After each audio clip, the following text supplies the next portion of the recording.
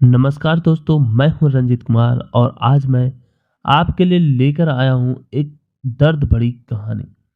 इस कहानी को आप अंत तक जरूर सुनें।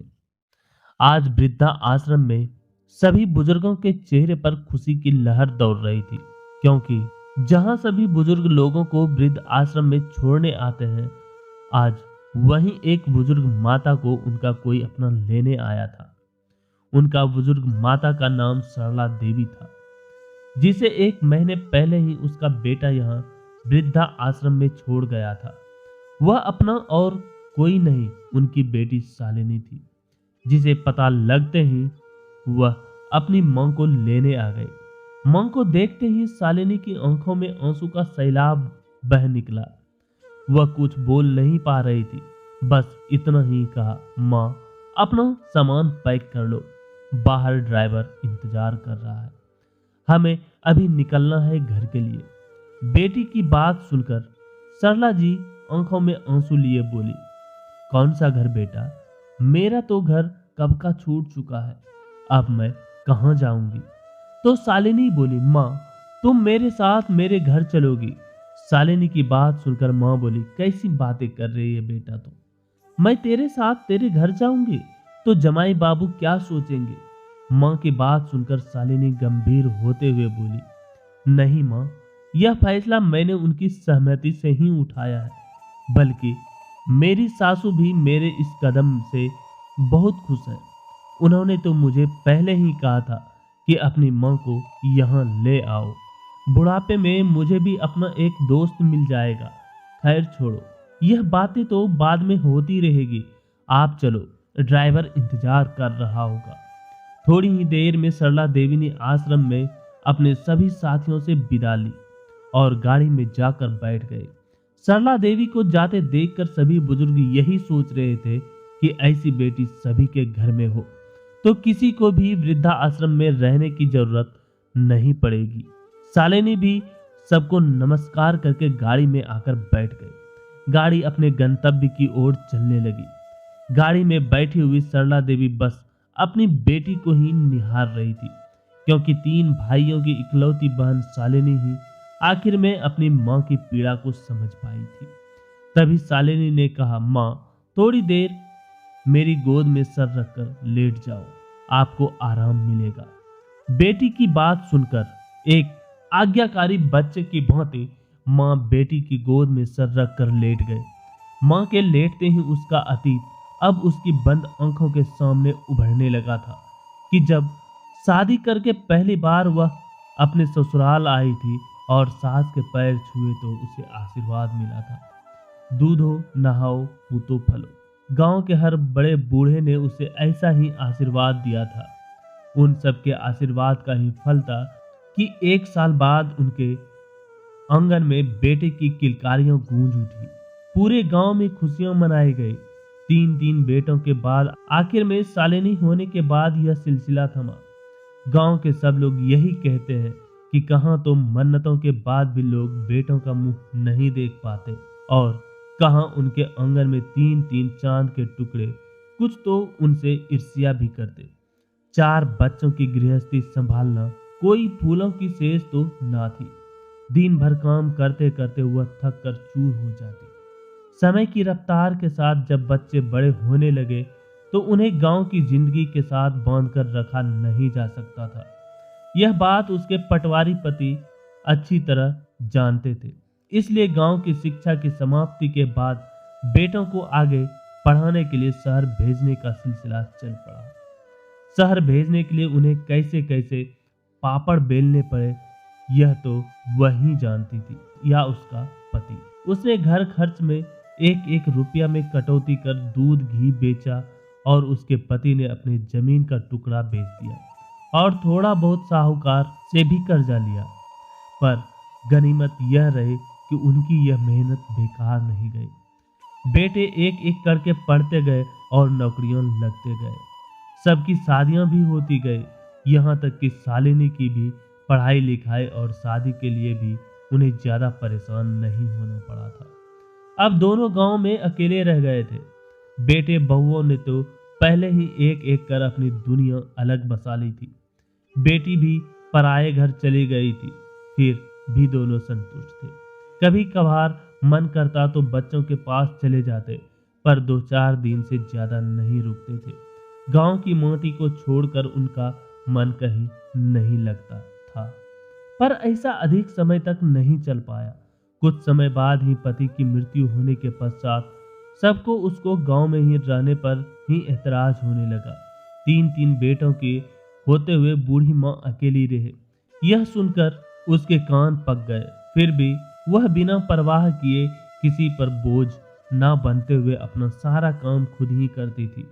लेकिन जैसे जैसे उम्र ढलने लगी तो उसका शरीर उसका साथ छोड़ने लगा और एक दिन अचानक बहुत ज्यादा बीमार हो गए। बड़ा बेटा पास के ही शहर में रहता था, खबर सुनकर आया और गांव वालों के दबाव में उसे अपने साथ ले गया।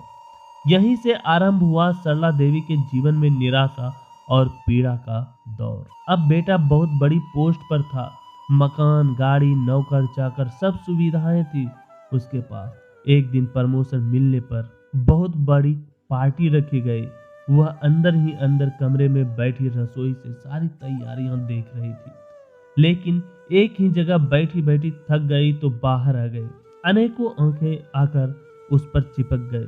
बेटे की नजर चुराती आंखों की भाषा उसने साफ पढ़ ली थी। जान गए कि अपने विशिष्ट अतिथियों के सामने वह उसका परिचय तक देने में हिचकिचा रहा था। उसका मन टूट गया।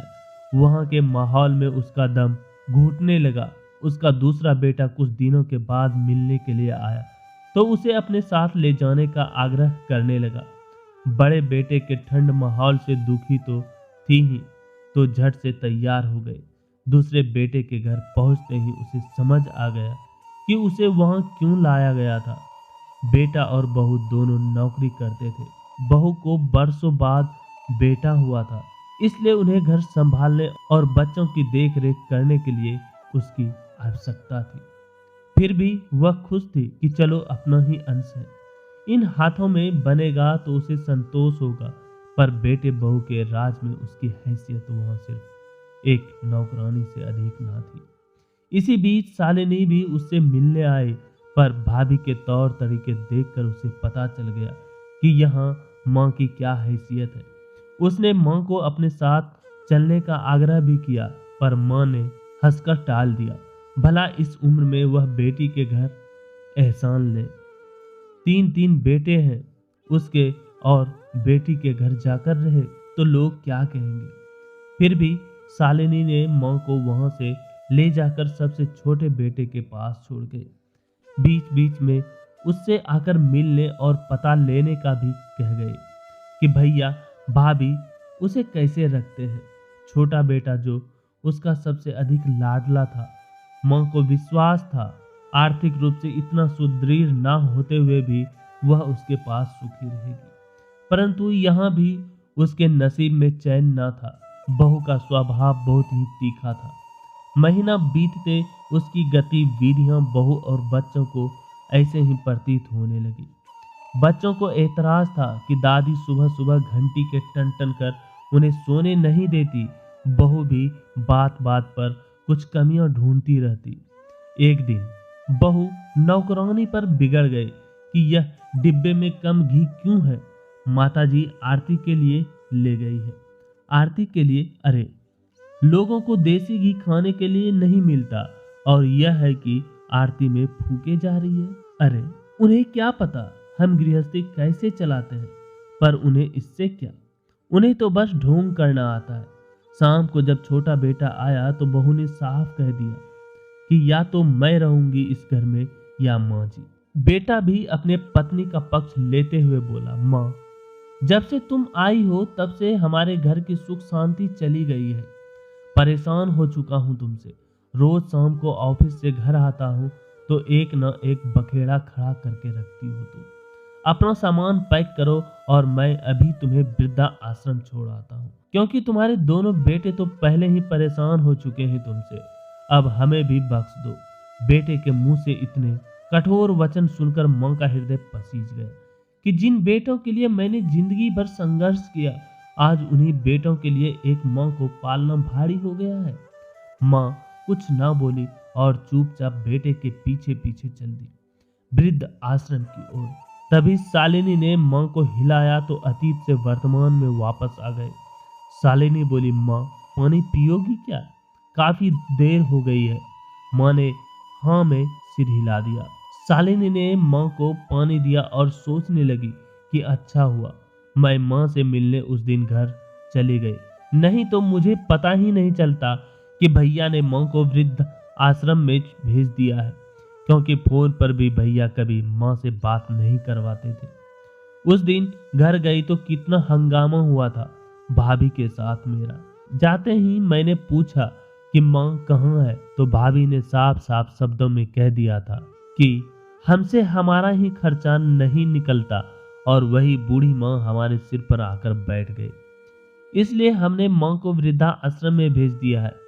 भाभी के यह शब्द सुनकर शालिनी के आंखों में आंसू तैर गए कि तीन तीन बेटों के होते माँ की यह दुर्दशा, कैसी विडंबना है जो माँ अपने नाजुक कंधों पर सारे बच्चों का बोझ इतनी ममता व त्याग से उठाती है। उसी माँ को सारे भाई मिलकर भी सम्मान से नहीं रख सकते। शालिनी आगे बोली, माँ के साथ आपने बहुत बड़ा अन्याय किया है, भगवान इसके लिए आपको कभी माफ नहीं करेगा। तो भाभी बोली, ओहो अच्छा हमने अन्याय किया है तो तुम कर दो अन्याय, इतनी ज्यादा बातें आ रही है तो तुम ले जाओ माँ को अपने साथ, ले आओ माँ को वृद्ध आश्रम से। तो शालिनी बोली, हाँ हाँ अब तो मैं ले ही आऊंगी माँ को, बहुत देख ली उनकी दुर्दशा, अब और नहीं होने दूंगी। अरे तुम जाओ ना, बात कहने और करने में बड़ा फर्क है। नहीं भाभी, मैं उनमें से नहीं हूँ, जो कहती हूँ वह करने की भी हिम्मत रखती हूँ। मैं आज ही वृद्धा आश्रम जाकर माँ को ले जाऊंगी। तभी गाड़ी रुकी और शालिनी अपनी यादों से बाहर आई। देखा तो गाड़ी शालिनी के घर के सामने खड़ी थी। तभी शालिनी के पति और बच्चे नानी नानी करते दौड़ते हुए बाहर आए। शालिनी के पति ने सरला देवी को अपने हाथ का सहारा देकर नीचे उतारा। सरला देवी सोच रही थी कि क्या सोचा होगा दामाद जी और उनकी मां ने कि इतने बड़े परिवार के होते हुए भी बेटी के घर में शरण लेनी पड़ी।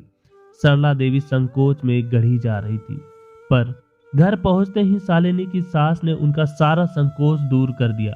बड़ी आत्मीयता से मिली और सामान सहित उसी कमरे में ले गए। सरला देवी ने देखा कि उसके आने से पूर्व ही उसके लिए सोने की उचित व्यवस्था कर दी थी। नहा धोकर वह अभी बैठी भी न थी कि शालिनी उन दोनों के लिए दूध और नाश्ता ले आई। वह फिर संकोच में डूबने लगी। तभी शालिनी की सास बोली, सच बहन जी, आपके आने से मुझे बहुत अच्छा लग रहा है। मुझे हर समय की साथी मिल गई। यूं तो बेटा बहू और पोता सभी हैं घर में, पर हम उम्र साथी की बात कुछ और है। उसकी जुबान पर जैसे ताला पड़ा था। उसे असमंजस में देखकर शालिनी की सास फिर बोली, बहन जी, बेटा हो या बेटी, औरत के लिए तो पति के बाद यही होते हैं। जब हम उनके पालन पोषण व पढ़ाई लिखाई में कोई भेदभाव नहीं करते, तो फिर उनका हाथ पकड़ने में कैसा सोच विचार। हाथ चाहे बेटे का हो या बेटी का, वह माँ को सहारा देने वाला होना चाहिए। फिर मैं तो आपकी बड़ी शुक्रगुजार हूँ। अपनी बेटी आपने मुझे देकर मेरी बेटी की कमी को पूरी कर दी है। शालिनी की सास की बात सुनकर सरला देवी की आंखों में आंसू बह निकले, लेकिन आज इन आंसुओं में विश्वास और स्नेह की चमक थी। तो दोस्तों, ये कहानी यहीं खत्म होती है। आप हमें कमेंट करके बताएं कि आपको ये कहानी कैसी लगी। पसंद आए हो तो वीडियो को लाइक करें और ऐसी ही कहानी सुनने के लिए हमारे channel A to Z story को सब्सक्राइब करें। धन्यवाद।